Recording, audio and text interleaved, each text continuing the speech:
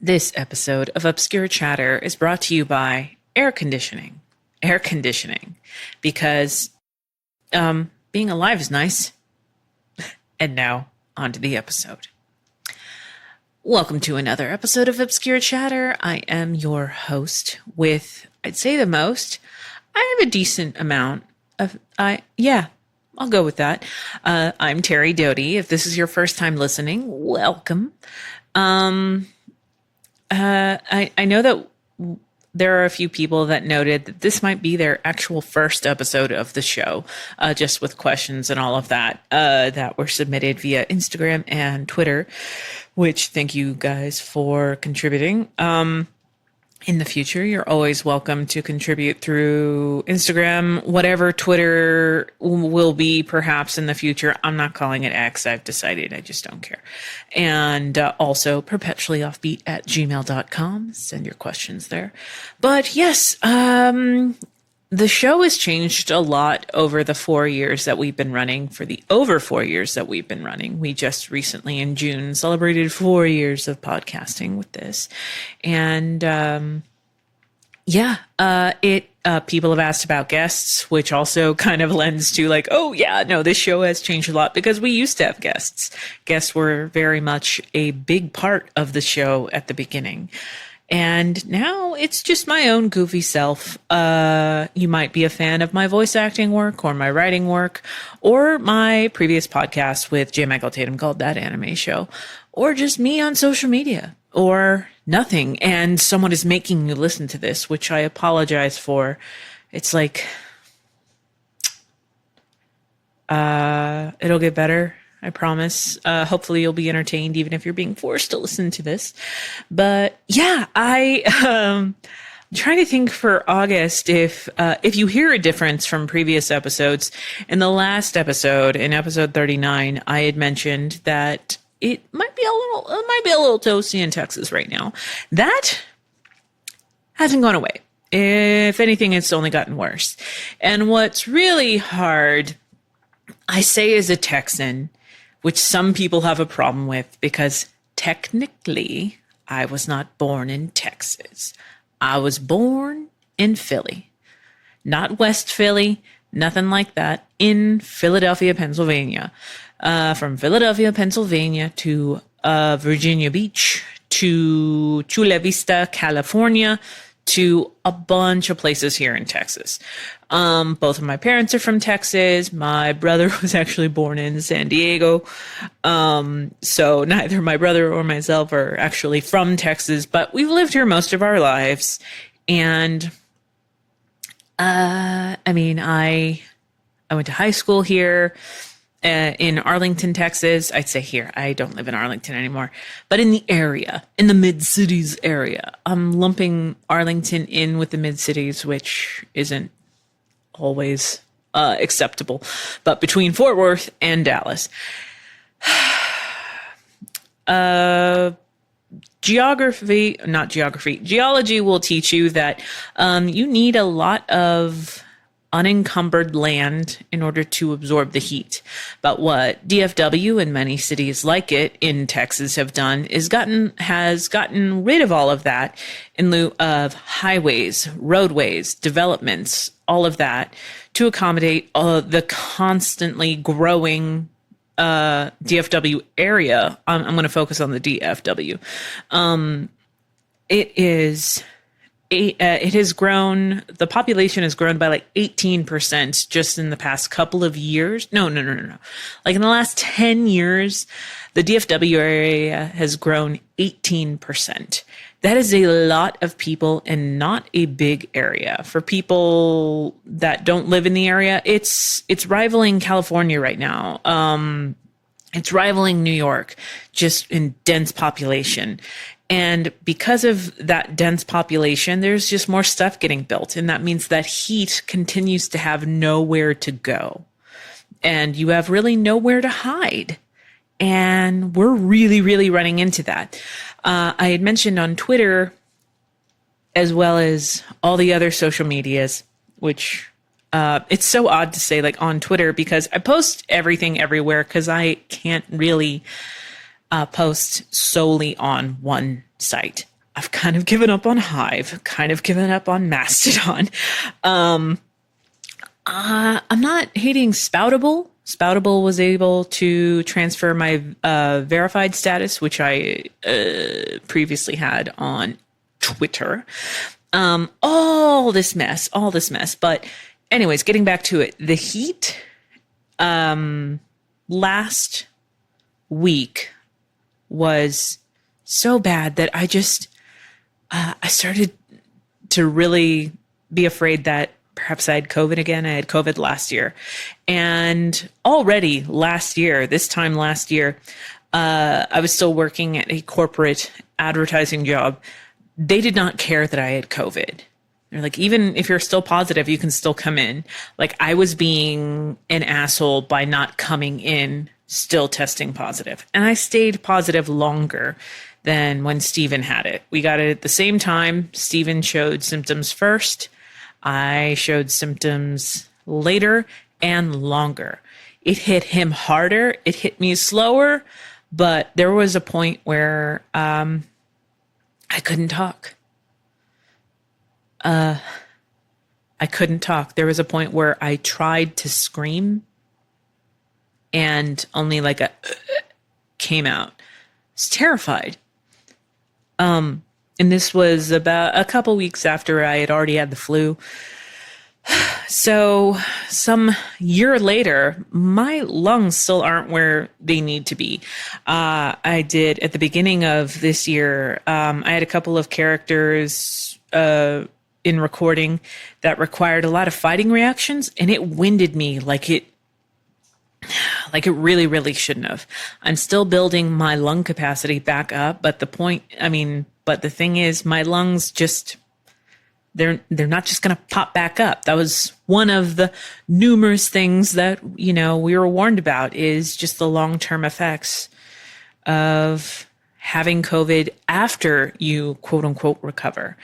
And so last week I just felt really, really intensely bad, and everything was reading 103 and up as far as temperature gauges. My car at one point was like, hey, cool down. My phone, I was in the middle of leaving a baby shower. My phone stopped working because it said it was too hot and just stopped giving me directions. No, I don't do CarPlay or anything like that, but even if I had, it would have been synced to my phone. So yeah, nothing worked. I know, riveting podcasting right here, but I'm just trying to give you guys a scope, because there are so many fellow Texans that do this bullshit social media thing where the second you bitch about the heat, they're like, oh, well, if it really bothers you, move out of the state. Fucking mother of pearls and other things that are perhaps outrageous or not. I'm telling you that this is not the way it usually is. So how about you back the fuck up and just don't respond when I'm saying, hey, I'm struggling. It's always really, really fucked up when someone is struggling and you've got one fucking asshole followed by an accompaniment of other assholes that say, oh, well, maybe you should move. One, because it's that fucking easy. Moving is so easy. It's not. But also on top of that, it shouldn't be this way. But on top of it not having to be this way, the pollution is really, really bad. Really, really bad. So my lungs started hurting pretty intensely. And I really don't go anywhere that much during the week. Right now, with the writers and SAG strike, I'm not getting auditions coming in the way that I usually do. And I've kind of just recollected myself as far as like what I'm personally working on. So right now I'm staying home a lot. And when I do go out, I still wear a mask. I will say that I got lazy there for a while. But it was a little before last weekend where my throat started to hurt. And I just kind of had that familiar feeling. And I was worried. I really was worried. Steven and I we stocked up on tests a while ago, just so whenever there was a scare, and unfortunately I'm saying whenever, not if, whenever, there is a scare that we could take a test immediately. Because I very much remember a couple of years ago where it was like, well, sucks. You can't get tested or anything right now. And everything was negative. So found out that it was just the pollution being so bad. The pollution has been bad before, but because of having previously dealt with COVID, my lungs just can't compete with the pollution like it used to. And so I have air filters all over my home, including my living room, which I currently am in, watching a movie that's on mute. It was so intense that I just believed that the tests were wrong. But no, don't have COVID at all. It's the pollution. And mixed with the heat, my dog can't be out for more than a couple minutes without me really worrying about her health, her heart rate going up. She breathes really heavy. I mean, it is really, really bad here. So on top of that, for those who haven't listened to a previous episode, I'd canceled a couple of episodes previously because of the heat, the booth, even with AC very quietly ventilating in, it still isn't enough to compete with that heat. The booth becomes a hot box. So I decided to start recording in my living room, which I might be doing just for the foreseeable future. Steven and I found our old That Anime Show gear and hooked up with a different microphone than I usually record with. And here we are, staying cool as long as possible. I will say I do have a really deep fear that ERCOT will do the rolling blackouts again. For those who don't remember, the first year of COVID, I want to say it was either the first year or the following year, we had a giant ice storm that resulted in 7 million Texans plus going without power. A lot of people died, including children.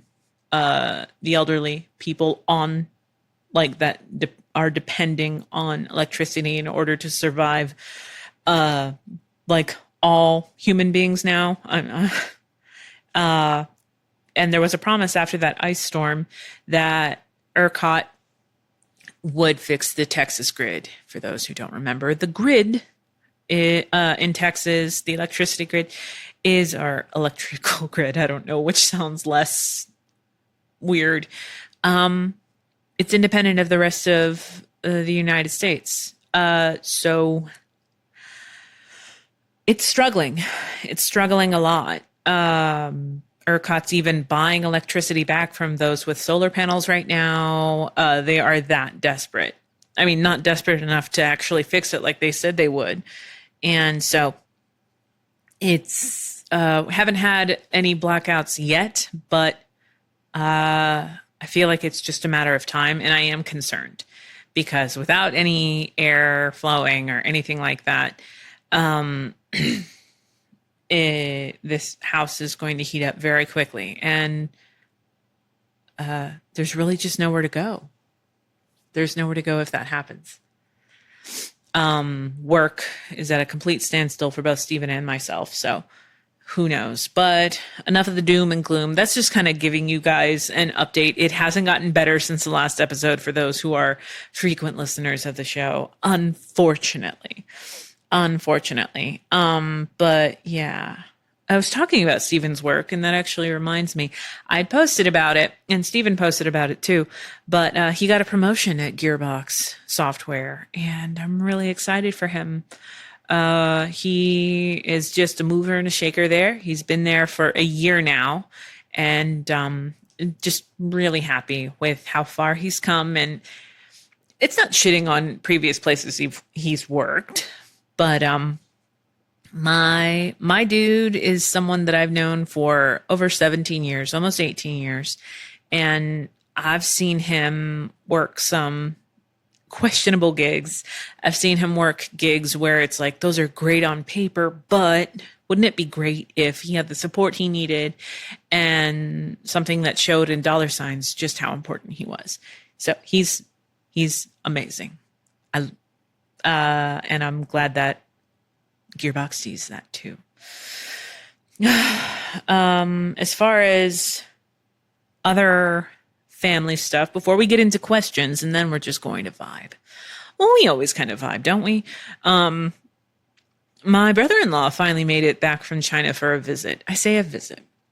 For those who don't remember, in December of 2019, or November or December of 2019, my brother-in-law, his wife, and their 2 children went to China to help Karen, my sister-in-law. Karen's mom get settled back in. She had been here in the States helping them get adjusted with what at the time was our baby niece, helping, Karen's mother-in-law was there, or mother was there to help, kind of just get them adjusted to being parents of 2. And also she'd never been to the States before. And so they went back to see family, show off the new baby in there. And they ended up getting stuck in China. And apparently, in order to fly back, it was at the time like $5,000 a pop, including kids. So $5,000 for that baby, $5,000 for your toddler, $5,000 for you, $5,000 for your wife. That adds up. But since then, it's actually increased to $10,000 a person. And then remember, it's not like he could, any of them could have just easily flown back anyway because of a global pandemic, the coronavirus. Also known as COVID, for those who don't know, which should be nobody. Everybody should kind of be up to speed on the virus. But it was just insane. Also, being in China, we can't just communicate with David and Karen the way that we would have liked. We have to use WhatsApp in order to communicate. Can't share links, can't really share a lot of video, images, all that. And we can't just send them things. Their vaccine was different too. So there was just a question of, are they coming back? The kids, they've been there 4 years now. The kids are in school, that's how long it's been. The kids are in school. David was able to work remotely as an architect for his firm here in the Dallas-Fort Worth area. And, they found a way to just make it work there for the time being. And they missed a lot. A lot of insane stuff happened just in the world here that is just so different from what was happening with David and Karen there. But then, David and Stephen's mother, Judy, also passed away. David couldn't be here for the funeral. And Stephen actually was able to live stream it. David got up really early his time, which I think was 3 or 4 his time, to watch his mother's funeral, which had to be a bizarre thing. It was bizarre to watch Stephen walking around because he had to compartmentalize a lot of stuff in order to also let his brother somehow be a part of this thing. Funerals are very, very weird on their own, but just add that element on top of it and having to factor in COVID. It was wild. But mid-July, David was able to come back to the area. David still has a house here. He also manages a couple of places, and he has tenants and all that stuff. And within a couple of weeks of being here, he was laid off from his firm. And the tenant that he had living in his house moved without notice. So what became like what David was going to kind of catch up on is became a scramble to do all this stuff before he had to return. So it was moving out, a lifetime of stuff out of his house. It was confirming everything about getting laid off and selling off a bunch of stuff to get all of just basically everything that he had and packages he'd been sending the house, everything. It was getting it all moved out with the Texas heat and just the very little resources that David had because he hadn't been here in a while. A lot of people that he knew, the movers and shakers, they were gone. So we tried to do what we could in the meantime in our off time, but it was insane. It was insane to have to kind of catch up with David in the little pockets of free time he had. He had to keep buying storage units. He had to try to just post all this stuff last minute. He had to get the car that he had here for 4 years, tried to get it running again because it was no longer running. I kind of helped him just throw away stuff.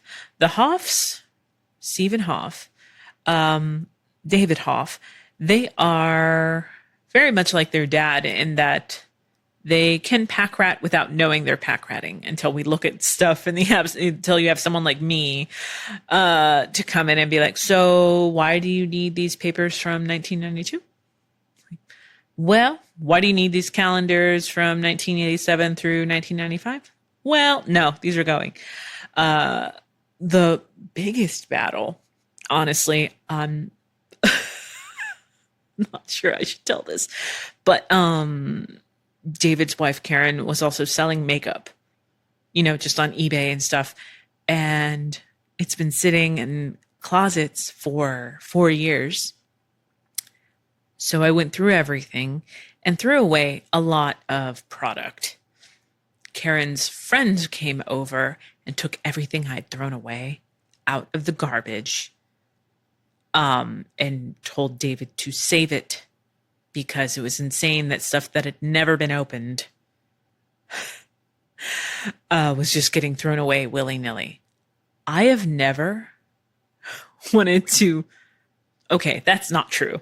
I was about to say I've never wanted to punch somebody that I've never met before so much, but that's just not true. And that's probably more telling about me than anything, but here we are.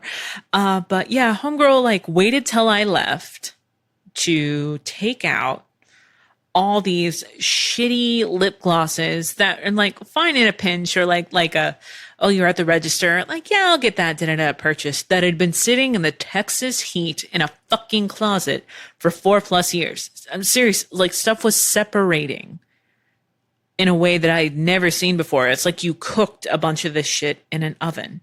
And she waited till I left David's house and took everything out of the garbage. So I made a powerful enemy.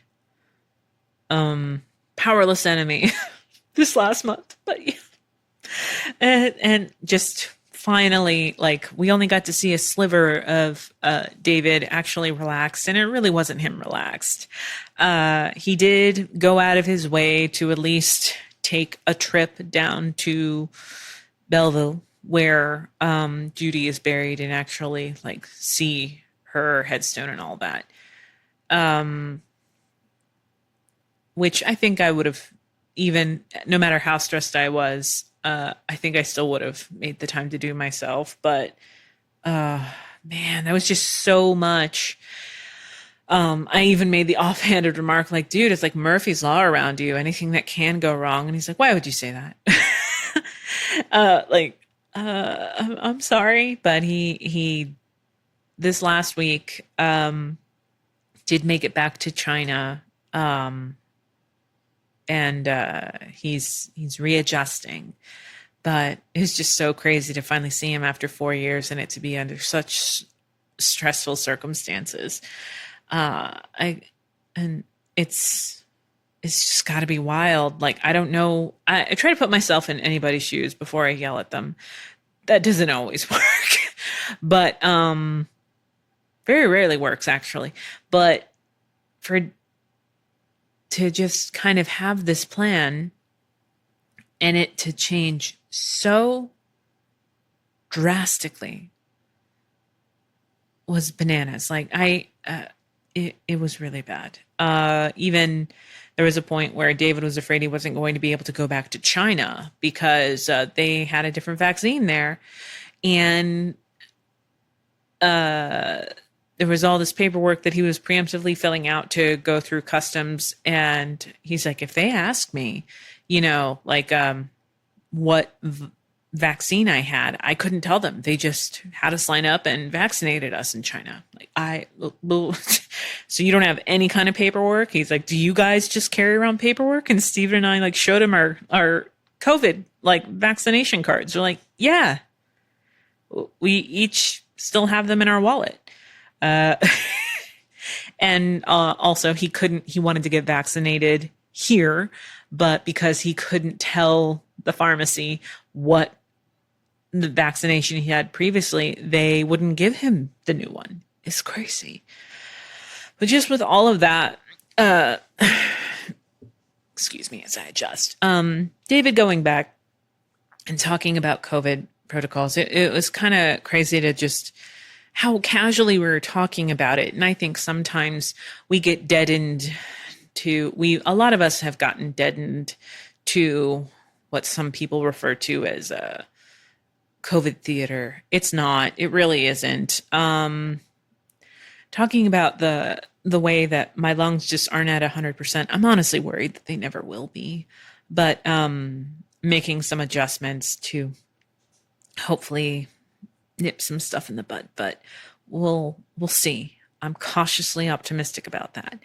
But there's another thing that I posted via social media where I had mentioned that for a while there, I stopped wearing a mask.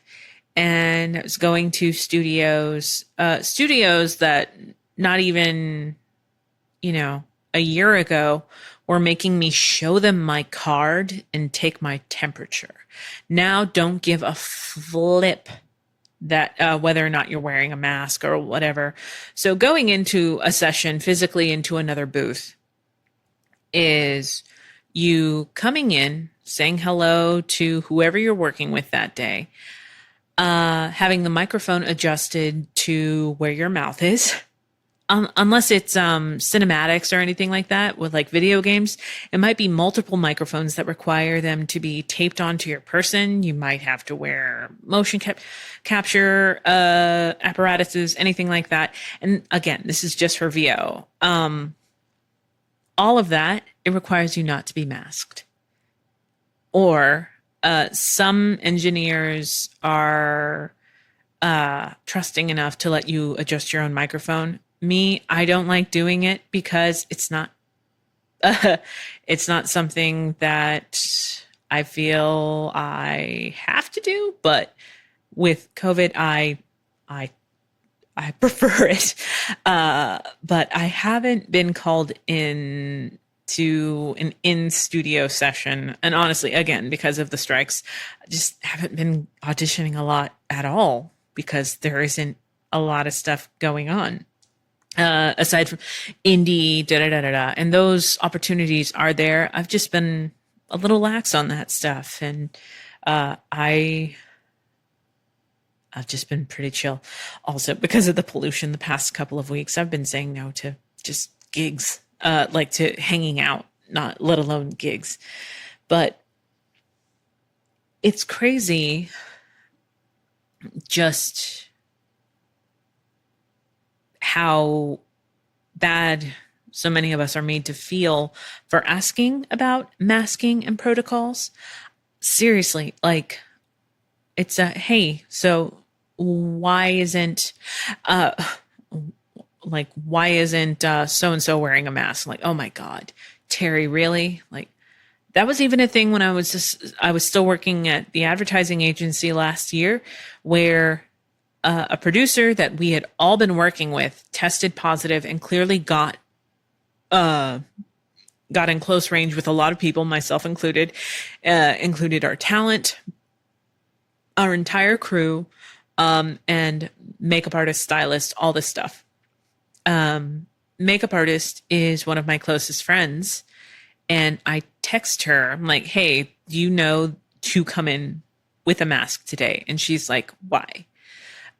Nobody told her. And they really should have. I just think it's a courtesy. Even if it's not protocol, I don't know.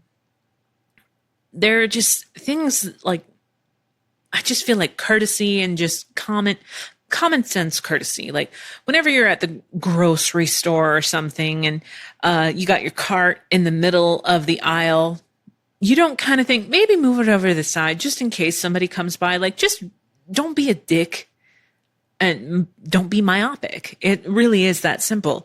So I messaged makeup artist, and she was like, thanks for telling me, because also think about this. We all work other gigs. Her specifically, like she goes from working, or she went from working like one day on set with the advertising agency to the next day being on set for like Southwest Airlines doing makeup on 8 other people. She goes home to her 2 kids, her husband, and her parents that live with her. And that's just those people that I can immediately think of. That's how many people that can potentially be also at risk. And nobody thought to tell her. Nobody thought to tell anybody. But me mentioning that is what makes me a piece of shit. I'm so baffled by this. Like I had posted about it yesterday or the day before, I forgot. Time is irrelevant. But you know, just like, what did I say exactly? I'm going to look it up. Because it just kind of keeps coming up. It really, really does. But what did I say? I said, I'll admit that I stopped wearing masks and asking about COVID protocols because I thought COVID was over. Nope. Because 8 times out of 10, I was going to say 9 times out of 10, which is more accurate. I feel like shit for asking. I'm left feeling like a diva, but that's done. The diva is back. And a few people replied basically like they had like their mothers pass away. My grandmother had COVID before the vaccine. Not only did she die in a lot of pain from what I've been told, but many people blew it off by saying, well, she was old. Love that. Love that. Thank you so much for being so kind and sincere. But we didn't immediately have a funeral for her. I say we as in my family. I am estranged from all of my family. Like there are some cousins that I'm like, oh, hey, in a pinch, you know, I will definitely make a comment on that Instagram post, but we're not close. And I'm honestly just mentally better that way. Anyways, a couple family members just be like, okay, so we can't have the wake or the funeral immediately. We'll keep you posted. They let me know a couple weeks later or a couple months later. I forget again, time, wibbly wobbly, timey wimey stuff. Like, okay, it's going to be here. Are you coming? It would have required me to travel, which year 1 and year 2 are probably the scariest because so much was still unknown. Not to say that we have all the answers now. But there was going to be a decent amount of people. I would have had to book time, schedule out time to go, travel by road, stop at least once on the road, which was terrifying to me. Book a hotel, which none of the hotels I could find that were available. had COVID protocols, and it was going to be a funeral with live music, mariachi. And I'm like, that's a lot of no masking is what I'm gathering. So I had to back out, and I don't think it was intended, but it was very much like like you're really not going to come. Like, I wasn't talking to my grandmother at the time, and that's a whole other thing. But I was made to feel like really selfish because I was really scared of getting COVID. And I think if my grandmother ever cared about me, that she would have understood. But that didn't stop me still from feeling like a complete piece of shit for not going. And now there are friends, colleagues, and people that I've just heard about, like, that still haven't really left their house for anything other than necessity. I had 2 doctor's appointments in the last year, and nobody was wearing a mask but me. Dentist, I guess I'm not considering the dentist a doctor, but I felt so bad for not wearing a mask going to the dentist, and it was kind of like, well, I mean, you can't. We kind of need to see what's behind the mask. But yeah, it's just been wild. But all of that is to say that I'm just really tired of worrying about looking like a dick when it comes to not wanting to get COVID again. Everywhere I'm going with the mask and the heat, yeah, it's worse than if I weren't wearing a mask. I even at one point did a library con at the beginning of June or July, I forget. And I was talking to the kids with a mask on. The AC wasn't as hot as I'd hoped for, and I took off my mask. And I heard one kid just be like, just like my mom. Like, I'm so sorry. But also, I was just flustered because of the heat and the mask and everything. And I'm like, oh, it's probably fine. Just convince myself of that. Like, I'm done with that. The masks are fully back. I have a drawer that I haven't really touched in a couple of months. Aside from like, I keep a mask in my car. I keep a mask in my purse. That's done. The masks are happening all the time. And that just means not really going out to eat anymore again. The last thing I did was in the middle of all this pollution and everything, I went to a friend's baby shower. And that was terrifying for a lot of reasons, but mostly because I'm like, I really hope my friend, who is like the most like quintessential, like glowing angel pregnant lady, she's just like flowing in like a white dress, just holding her adorable baby bump. And I'm like, I just want her to be okay. Please, if there is a deity up there, I would very much appreciate you letting this woman have an amazing time being a mom. Don't let her get sick, please. But yeah. Oh, so much. There's so much. Let me get some water. But enough about that. Enough about that for now, anyway. Oh, I'm in the living room. Steven is in his studio. I'm right near the kitchen. Steven is baking something right now, and it smells really good. Steven, this is torture. We haven't had lunch yet. So with that in mind, I did save a few questions from not Twitter, but Twitter and Instagram. Let's see. So talking about the kitchen, we did have, I'm going to leave y'all's names anonymous just for funsies. I asked if you had questions, and one was favorite childhood recipes. It's interesting to kind of be like revisiting some old stuff. Like yesterday, I hadn't had a McDonald's quarter pounder in at least 20 years. So I got one. I'm like, holy crap. It's the exact same thing. Where like, that's why I think fast food joints are so popular is whenever you're traveling and you just need something that you know what it's going to taste like. You don't want to go on a food adventure or anything like that. You just want to get something that you know you like and you see McDonald's. Yeah, go there.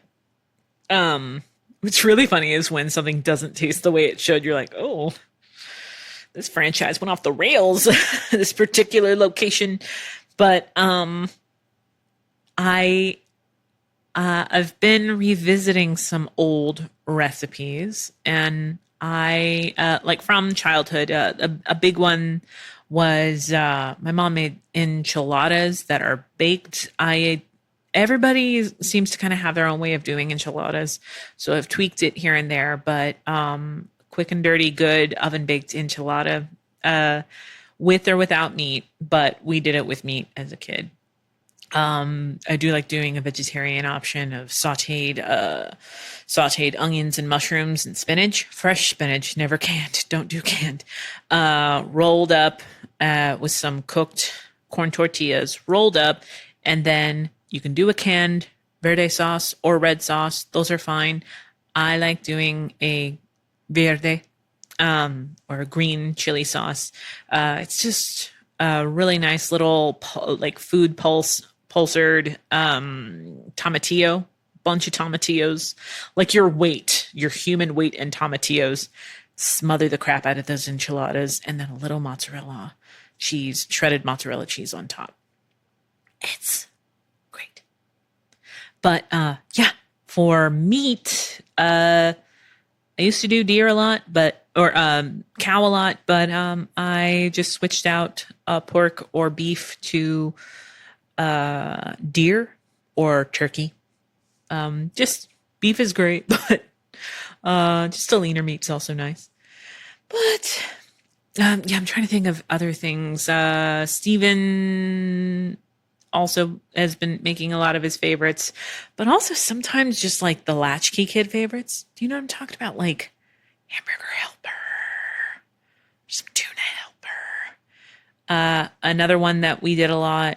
My mom used to basically chop up some chicken breast or chicken tenders, chop those up and soak those chicken bits overnight in teriyaki, and then grill those up with some julienne onions over some rice. Really, really simple. But yeah, as far as like a lot of dishes, we did a lot of Mexican dishes, but we did like fried chicken a lot of country stuff too. But yeah, those are the immediate ones that come to mind. Didn't really make a lot of things, and I was left alone a lot. So honestly, like favorite childhood recipes, I'm like, I know how to make a really quick and dirty shrimp ramen. Made eggs a lot. That's about it. But yeah, enchiladas are probably my favorite thing. Say mozzarella cheese, like with the verde. If you're going to use a red sauce, do some cheddar. Do some cheddar. It's going to be great. Yeah. And then Ryan on Instagram, I said I wasn't going to say names, and then I did. What studios or classes would you recommend for up-and-coming VAs to start at? I had spoken to Ryan a little bit via Instagram about this, because I do love occasionally talking to you guys. I wanted to get into this more in depth, but in reality, so much has changed in the past couple of years. I really don't know who to recommend anymore. Also, because at the start, where I was at the start is not where another person even further along in their journey was at their start. Often they would give me advice on who to go to, and that person had closed up shop a while ago, or whoever was recommended to me was just wildly out of my price range. So I would love to just offer some advice when looking. Google can not be like, for some people it's like, oh, like the internet isn't real, like you can't Google it. Google's not reliable when it comes to what you're looking for. I want you, whenever you're picking out your classes, picking out your teachers, to keep in mind, what are they doing that you want to do? If the answer is nothing, they are not the teacher for you. Think if those people teaching are currently working. What is their resume? What are their prices? And also, do you guys vibe?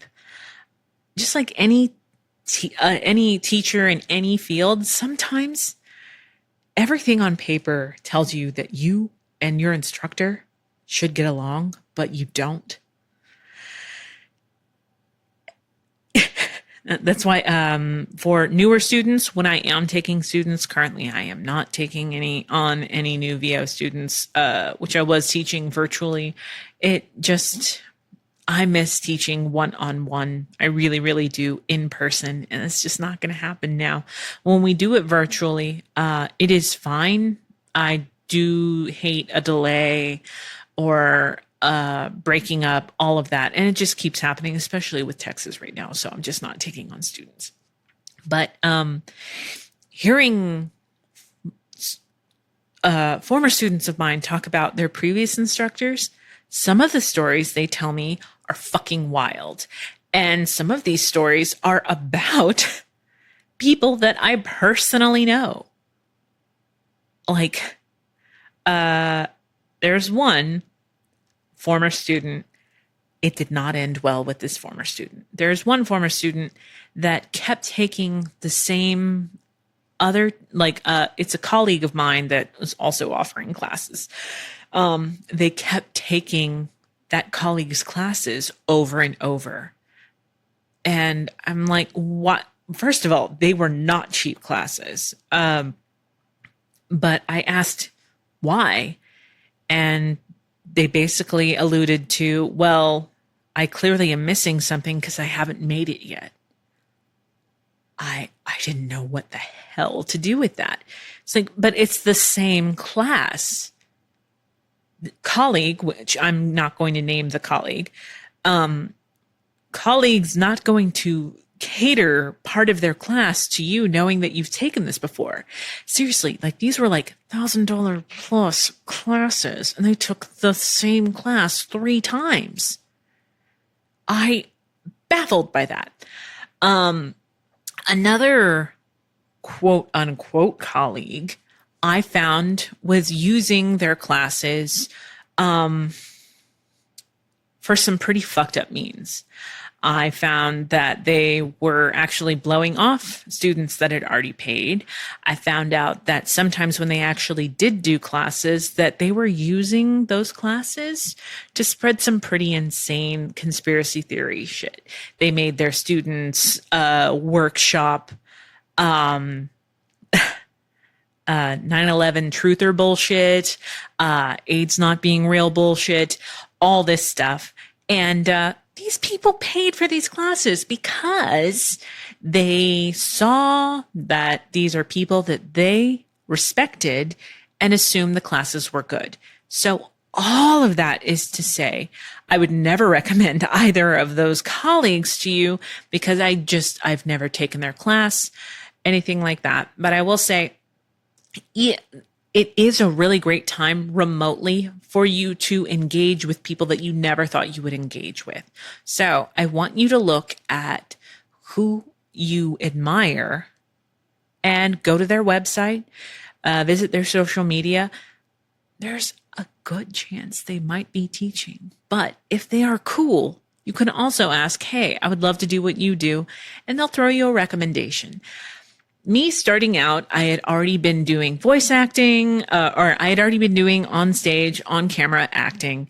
And I got called in through a friend of a friend of a friend for my first Funimation session. My God. And I've done a lot more since then. I've done commercials. I've done audiobooks, video games. And just a whole mess of other stuff. Obviously, anime is still what I'm best known for, and I'm totally okay with it.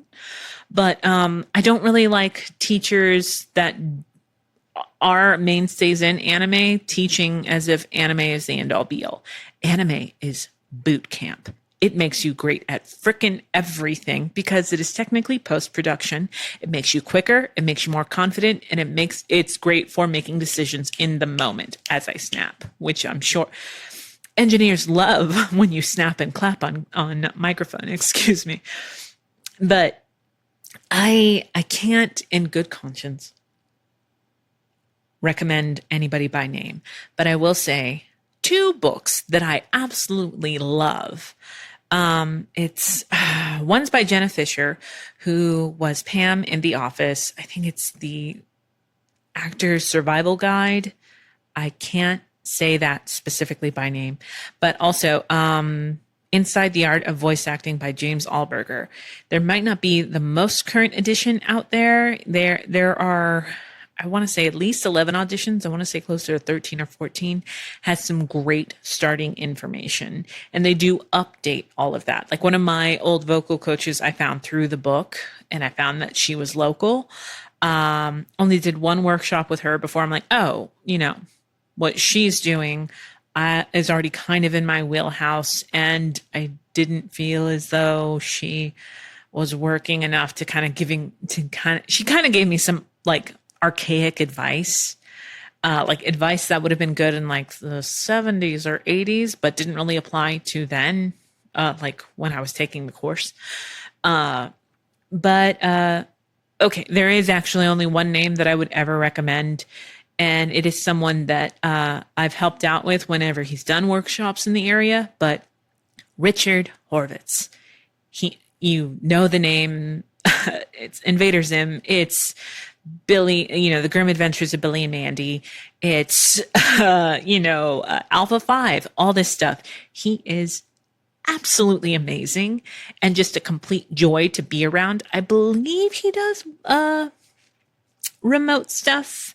I can't say for certain that he does right now, but that is the only person that made that I saw him, like he's also a friend. Him and his wife are fantastic people just in general, but I just love the way he approaches the craft. He doesn't treat anybody that perhaps is really green or on the greener side than other people, perhaps in the same class. He doesn't make you feel stupid or naive. He is a great teacher. But as far as classes or studios, I can't recommend anything right now because it's all up in the air right now. I'd say keep COVID protocols in mind for anybody that might potentially be doing in-person stuff in your area. I also don't know where you're located. You might be surprised at what's being offered locally in the area. And remember that not everything pertaining to voiceover is about just the voice and the mic technique. There's so many great things out there. If you want to learn the audio side of it for auditioning or just recording yourself, Steven has a Udemy class that you might want to check out. It's at the top of his Twitter page for that. And hopefully that is helpful information. If not, please check out those 2 books that I mentioned by Jenna Fischer and James Alburger. And let's see what else. The last question that I have is any old hobbies you wish to rekindle?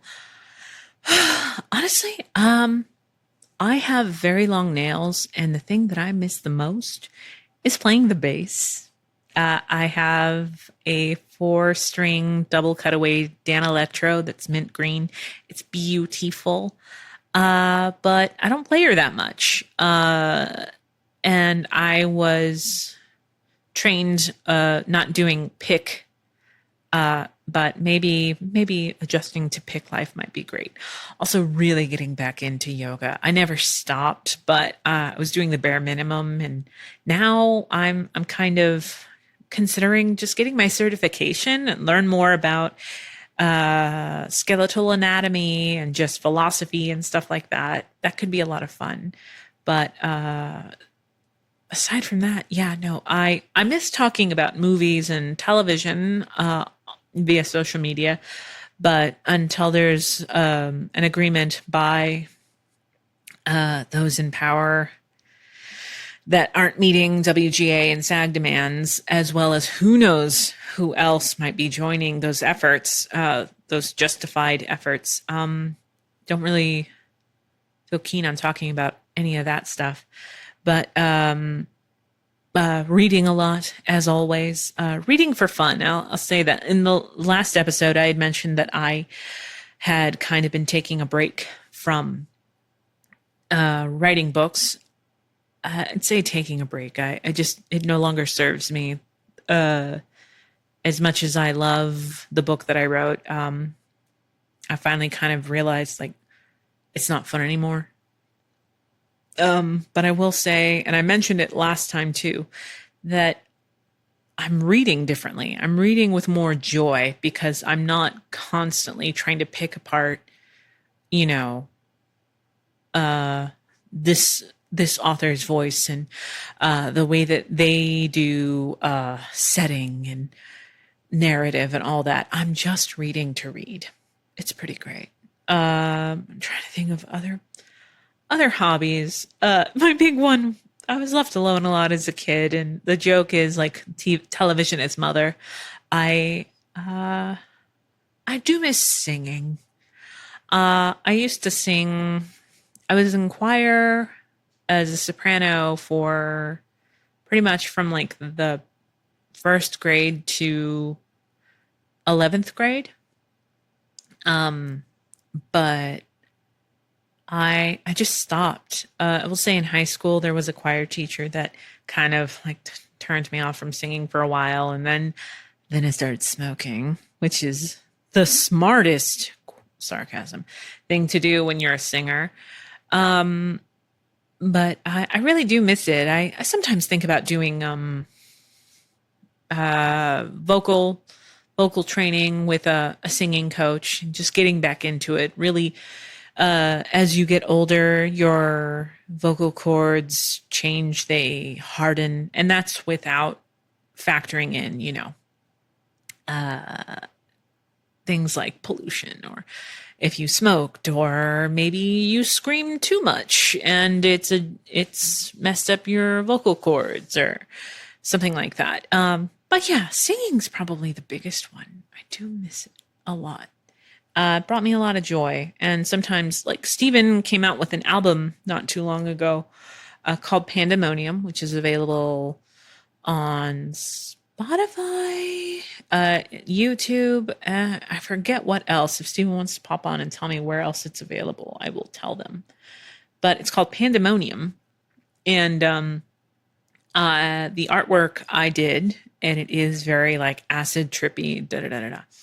But him working on his music inspired me to, has been like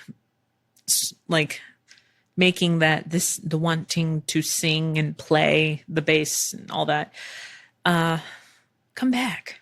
I don't know. We'll see. It's a great time to pick up on some hobbies in the meantime. Whatever brings you joy, keep doing. If it no longer serves you or you need to take a step away, do that too. But yeah, so thank you for those questions. Trying to see what else. There's so much. There really is. But one thing, talking about, or talking about classes and, sticking to a budget, all of that, is there was something, talking about indie gigs and all of that.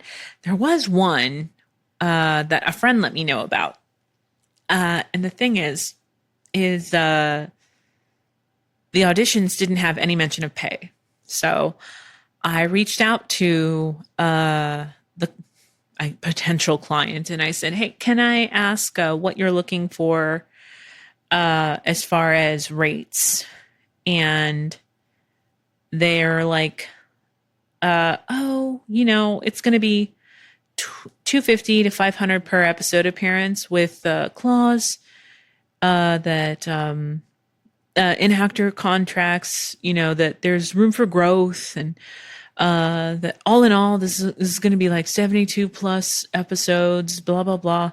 And I'm like, okay, that's great. That doesn't tell me, though. I never want to come off like a prick, but whenever money isn't mentioned up front, that always gets my spider sense tingling. This is going to be for an indie project well within strike guidelines, so you don't shoot yourself in the foot and cross picket lines inadvertently. But I'm still wary of some indie stuff, especially when people aren't specific about what the usage for something is going to be. But also, they weren't talking about pay. And they said, can you give me a little more detail, like per hour? Or is this going to be like a buyout type of situation, which I've done multiple times. Most anime that I do is technically a buyout situation where they'll pay me once for the work that I did, and they can use it however they want, which sometimes doesn't feel great, but here we go. Or there you go. And they could not break down the price for me. They could not break down how much you would actually get paid. And so I said, thank you, not going to be auditioning. And I did something that I rarely do. I reached out to other voice actors that I knew would be auditioning and stopped them from auditioning too. And I found out that they were being given completely different information than what I was being given. So all of this is to say, I'm just really done worrying about looking rude. And I'd rather look rude and never work with you than give the impression that you can step all over me and my colleagues. It's crazy. I mean, just with the AI stuff alone right now, there are places that I've worked for that now have AI stuff in their contracts, meaning I'm never going to work with these people again because I don't want family members of mine to worry about my voice being replicated in the hereafter because I didn't read my contract close enough or I trusted them at their word, all of that. I'm just really, really tired of just this insane logic of I should just be grateful for the work. I don't know. I could go off, but I'm not going to. I'm not going to at all. It is just crazy. The AI stuff, I keep hearing about, what was it? There was 11 Labs. Yeah. Pardon me. 11 Labs can synthesize any voice. And you just wouldn't know if your voice is getting synthesized. So it could be used in a project without any compensation whatsoever, or even your permission. And what am I supposed to do? Because I've been voice matched and all of that. And I've voice matched friends that either couldn't make, a recording thing or didn't want to return to a character. This isn't the case for me, but there are friends of mine that have passed on that their role came back, and it's like, well, do we cast someone thinking about what so-and-so did with the voice, or just kind of keep that in mind, but let this actor bring something new to it? I very much prefer the second option. Please, for the love of God, don't just start replicating what I'm doing so much so that, you can't be original or fun. It's also just creepy when someone kind of does an impersonation of you without kind of clearing it with you first. But imagine if you're also doing that and you're doing an impersonation of somebody that had the role before you and that just happened to pass away. Don't do that. Let's see what else.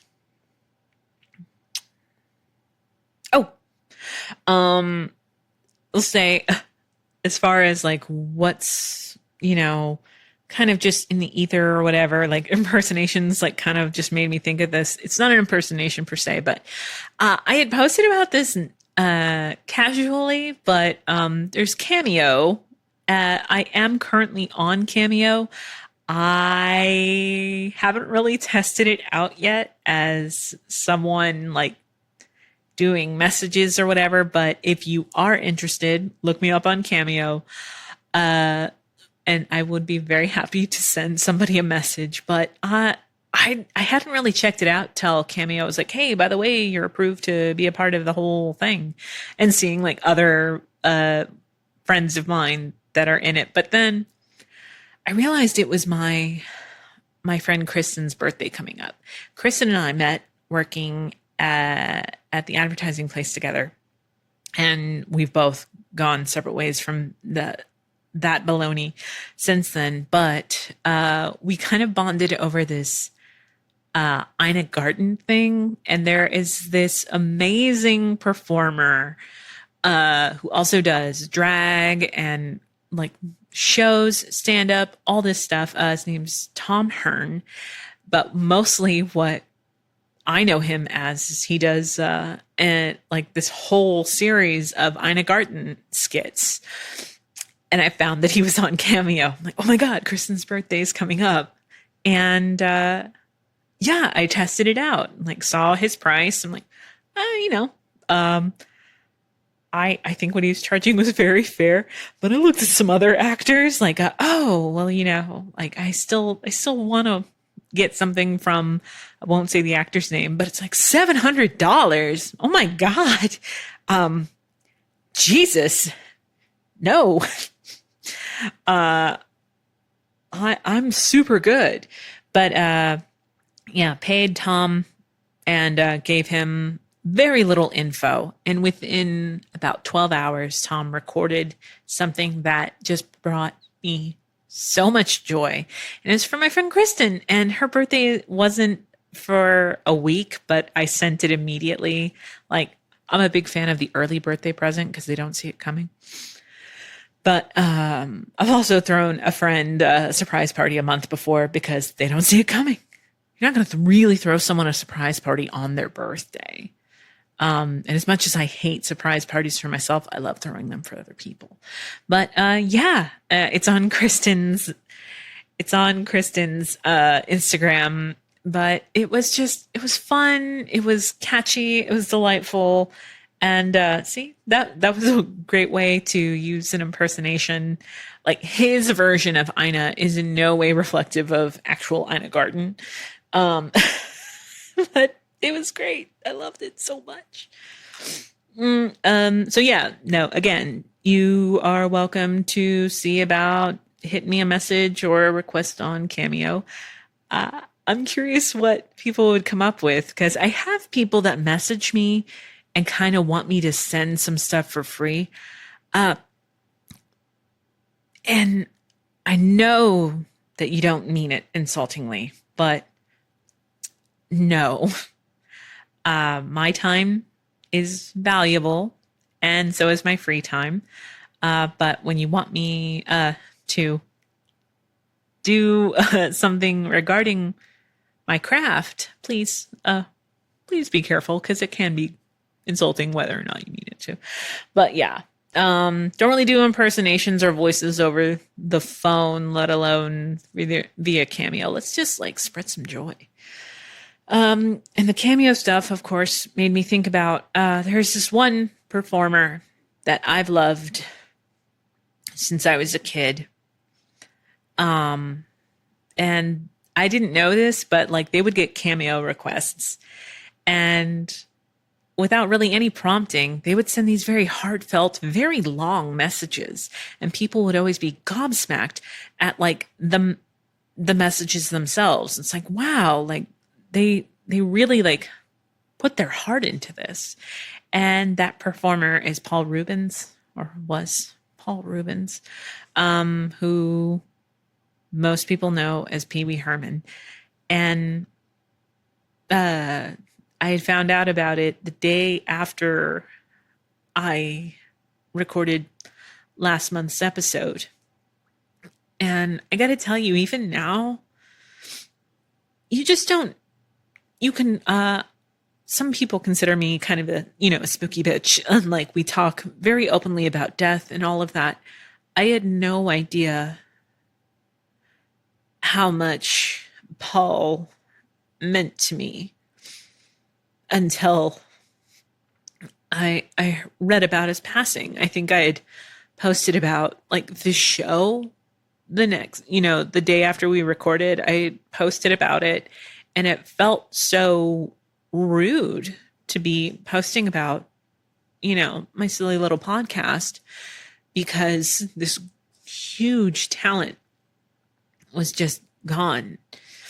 He had apparently known for a while that he had cancer and was very quiet about it. But he dealt with it very, very much in a way that I think I would deal with it if I had had his diagnosis, where it's like, I don't want everybody to know. And the way that he had sent out this release prepared for when he passed, it was very beautiful and very touching. But it hurt. Some people might remember the controversy in the 90s. I just remember that Pee-wee's Playhouse was a time that I didn't want anyone to talk. And it was just nice to see like an adult that got it and you embraced your weird. It was such an, and also Pee-wee's Playhouse was an amazing, groundbreaking show for a lot of performers and writers, people in the background. It hurts. It hurts because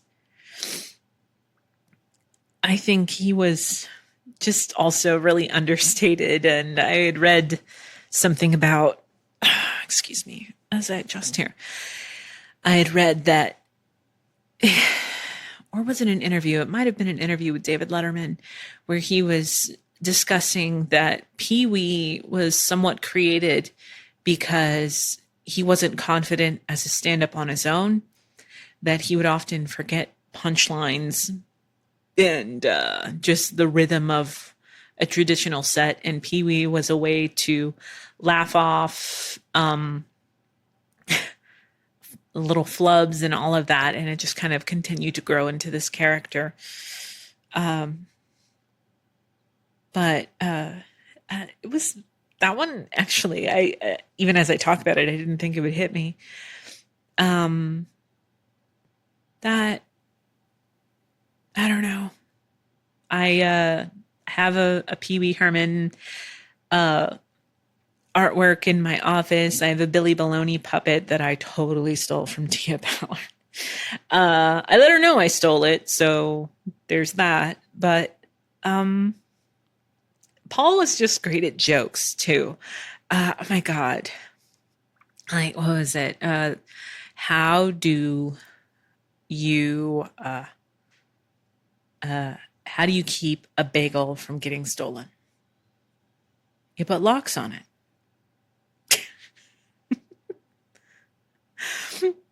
Like, you either got it or you didn't. Well, one of the more touching things that I had heard about was from Conan O'Brien.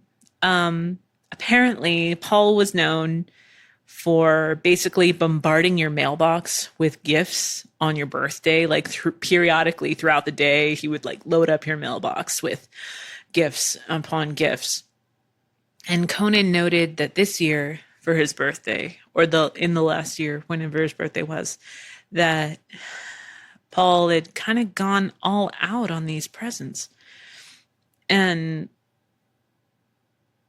that Conan hadn't known that Paul was dealing with all this stuff. And then the news broke about Paul, and Conan had realized that he hadn't opened 2 of the gifts that Paul had left, and that he doesn't know if he'll ever be able to open those last 2. That's got to be a mindfuck. But also, I think that speaks to just how loved Paul was. Yeah. And then yesterday, I read about Arleen Sorkin, who, for those who don't know, amazing voice actress, done a slew of things. But what I most know her for, and what possibly you know her for, is for being the inspiration as well as the voice of Harley Quinn, the first interpretation of Harley Quinn. Harley's grown so much since your introduction in 92 in Batman the Animated Series. But Arleen, I had seen her in other things, and it wasn't until I was watching like a background or, I think a behind the scenes for Batman the Animated Series or something like that, where I'm like, oh, I remember her from like Days of Our Lives, and just a working actress. Like if you look at her IMDb, she did a lot of stuff, but mostly what I know her from as being the voice of Harley. And I didn't realize it, but I'd heard yesterday that she passed. And that was very sad to me. I felt that she was very young. I don't know the details, nor do I really check on the details of someone's passing. Unless they are made available. Like I don't really like outwardly searching for that stuff. But she was 67, which I think that's pretty young. And she did a lot in those 67 years. But that woman was one of the reasons I wanted to be a voice actor, because I heard constantly the joy in her voice. There is a maniacal joy in anything her Harley, the first Harley, did. I still quote it. There is a Mexican restaurant that I love around here, and it's called La Hacienda, but I always say Hacienda because she said it once, I think in like Return of the Joker or something. I forget. Phenomenal woman. And the Harley character kind of got firmed up a lot from just who they knew her to be as a person, but also her dressing as a Harley Quinn in an episode of Days of Our Lives. They used that as the blueprint. But I don't know, I'd never tried to do a Harley impression or anything like that, and I'm not going to start now, don't worry. But, that hurts. And someone actually posted, and they're like, the worst part of getting older is seeing people that you admire pass away. I'm like, well, I mean, it hurts, but I feel like that's a little trivialized. Like it hurts when anybody that, is a part of your growing up passes away. Yeah, it does. I don't think that's the worst part of growing up. I think the worst part of growing up is feeling that you have to grow up. And that you're not allowed to enjoy the things that you do. Because there was a while there where I stopped enjoying cartoons. I stopped collecting action figures and all that because I was kind of told to grow the fuck up. But when somebody important to your childhood passes, it kind of can shake something loose. And I feel as though these past few years, it's falling back in love with stuff because nobody's stopping me. Do you get what I mean? Paul and Arleen are great examples of that. They really are. Again, just thinking about Paul, like I had seen, I was watching the What We Do in the Shadows television show, and they have an episode where they have all these actors dressed as their their famous vampire selves, and Paul actually showed up. So this wasn't that long ago. Paul actually dressed as his I forget what his vampire character's name was in the Buffy movie, where Kirsty Swanson played Buffy and Luke Perry was in it too, Rutger Hauer. But he put the hair, the wig back on and those teeth, everything. And I don't know. I was so tickled by that. Tilda Swinton was there. Wesley Snipes was there. Oh my God. Even I'm trying to think of who else was there. But yeah, no, like Paul was the standout for me, which tells you a lot because I love Tilda Swinton. As wildly weird as that woman is, she cannot beat Paul Ruebens. But I was going through, my action figures, and the big ones, my big purchases as far as figures, those are both Harley Quinn. I have this amazing it's Harley on Holiday. It's from when total geek moment, but it's from Batman the Animated Series where she actually gets released from Arkham and declared sane, and she dresses in beautiful like hat and dress black and red with the babies, the hyenas, and yeah, the figure is gorgeous. And another one is this Batman and Harley like on a roller coaster, and the hyenas as well. But I kind of stopped collecting Harley stuff because it was overly saturated, and I had gotten it into my head that Harley was getting too mainstream, and I was so adorably naive into thinking anything mainstream was beyond me, and I'm all about counterculture and blah, blah, blah, blah, blah. It's stupid. It really is sometimes. But I don't think that my heart is broken from either of these passings. I just think I, like so many others that don't personally know these people, I'm so happy that they touched my life in the way they did when they did. It hurts because they were so lovable, but I'm grateful that they existed. Oh my gosh. I think that might be a good place to end this episode. For those that asked questions, thank you so much. Thank you for listening today. I hope that this really finds you well and that you're doing well. Please stay safe.